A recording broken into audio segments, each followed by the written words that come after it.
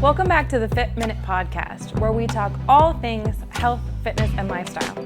I hope you enjoy the show. I'm your host, Gabby Mazar, and welcome to this week's Fit Tip. Today, we are going to talk about setting and achieving our goals. How do we do that? Okay, so we've all heard about goals. We all know what a goal is, but to define a goal, it's defining a target or an objective that we want to achieve. Obviously, we know that. But how do we set a goal? How do we achieve a goal? How do we set realistic goals and really define what we want in this year?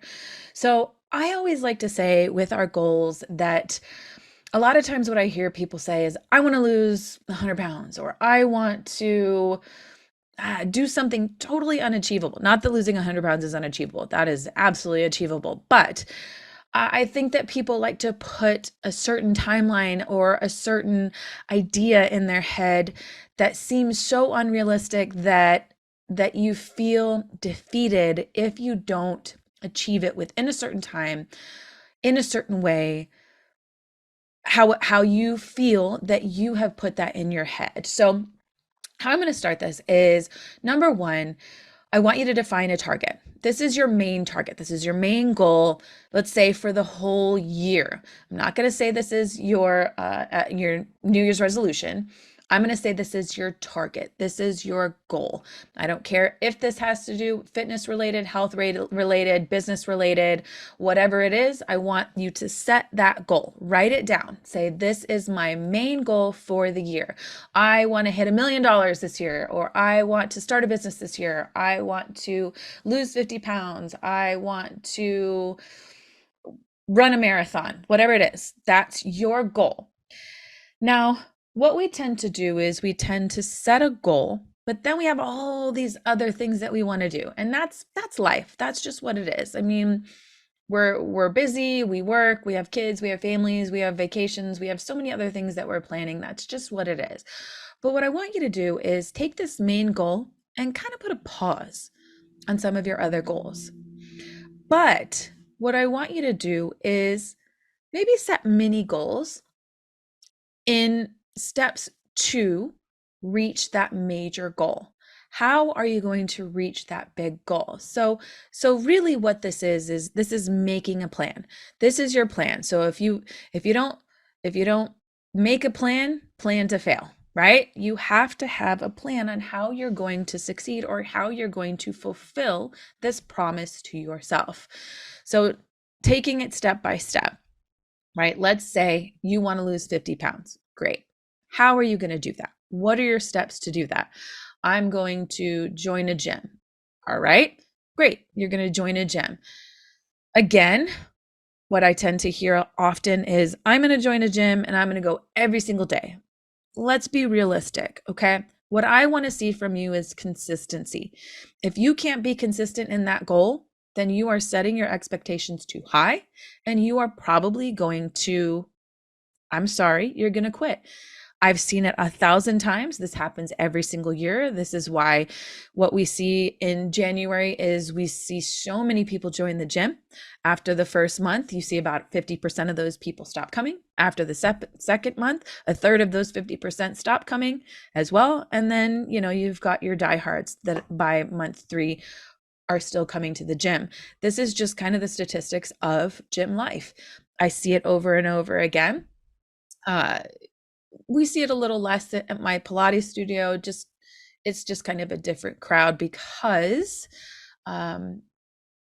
we're smaller classes. So you're not the membership type, but it still does happen. It still does happen the same. We do get the influx just the same. I mean, it is still a studio. It is still a gym. And that just is kind of the flow of the New Year's resolution. However, if you make a plan and say, realistically, with my life, with my lifestyle, I can commit to 2 days a week. Let's start 2 days a week.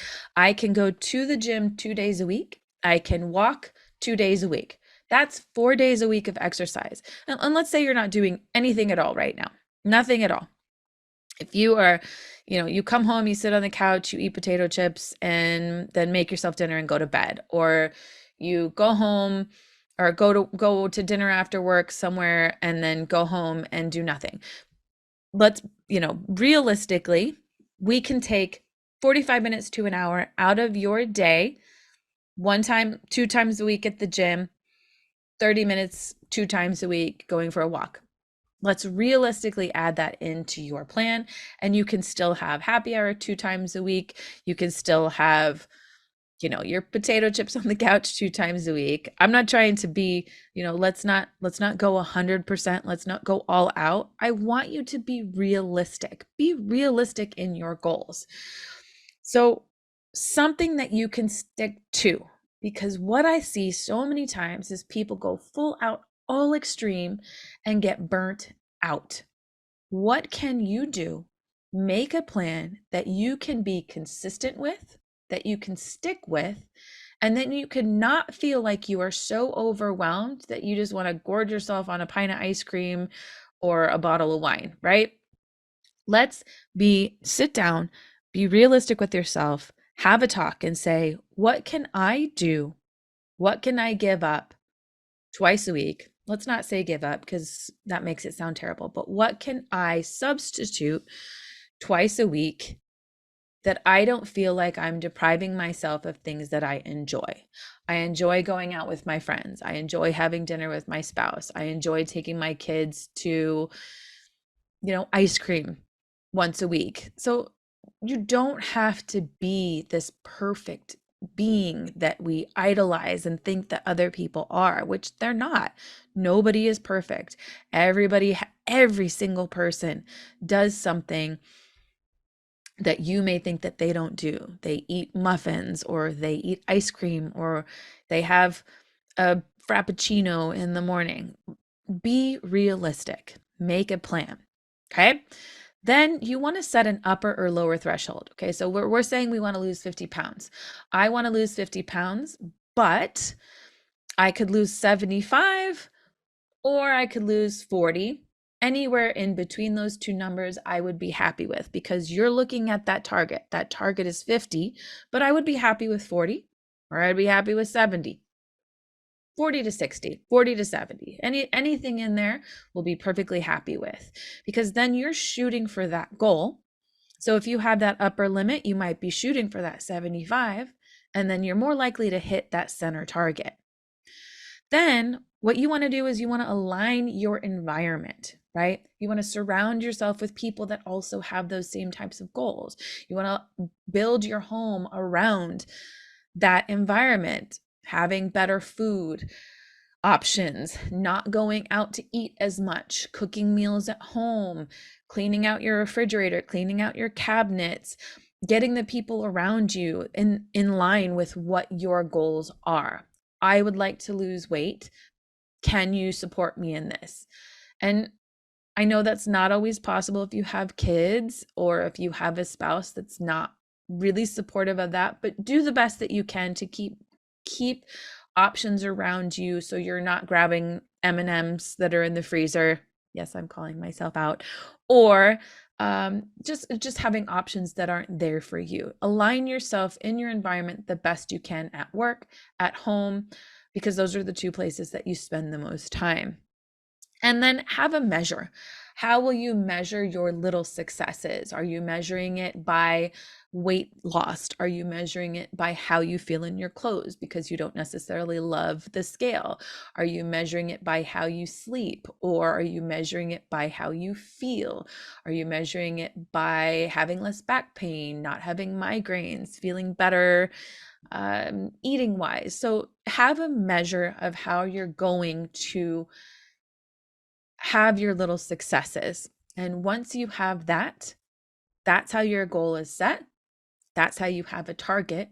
And that's how you will reach those targets that you have set for yourself. So having a goal, stay motivated, and keep your eye on that target. So please let me know what your goal is. I would love to hear what everyone's goals for this year are, even if it's a teeny tiny little goal, like walking a mile every single day or reading 75 books this year. I know I have a couple of clients who told me that they wanted to read books this year, but you don't have to. Even if you don't hit that goal, it's okay. Again, make that lower and upper threshold, but don't push yourself to be this perfect person. Be exactly where you want to be and have an upper and lower limit, and just be happy with where you're at and who you are. So let me know what your goal is. Shoot a little comment for me, and I'd love to chat with you. Thanks for listening, and we'll see you all next week.